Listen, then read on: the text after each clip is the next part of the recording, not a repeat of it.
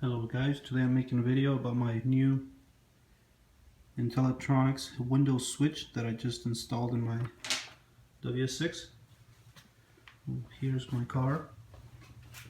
It's a 99 LS1 6 speed.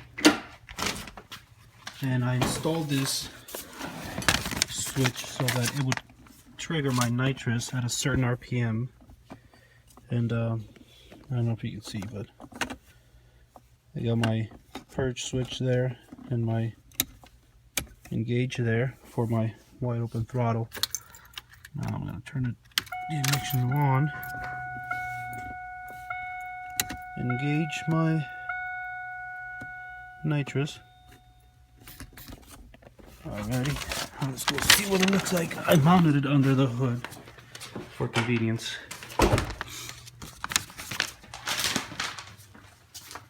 They sent me these instructions, which were pretty cut clear, pretty easy to read. There it is right there.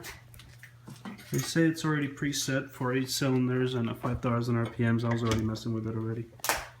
But it's pretty simple. Wiring was super easy. I got my wide open throttle switch right here. As you can tell, it's not being engaged because it's attached to my Windows switch. Now you can switch it to be on and then turn off at a certain RPM, so you just gotta wait for the display to say no. Now that has the little blue light, that means that the circuit is closed. It's grounding my relay for my solenoids. So when I push this, you should hear the click. I don't know if you can hear that, but that means it's working. So now I just gotta tune and run the car.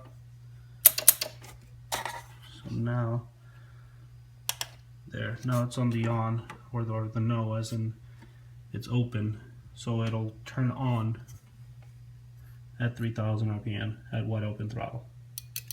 As you can see, you can't hear the click anymore. And that right there is my Intellitronix Windows switch. Thank you for watching.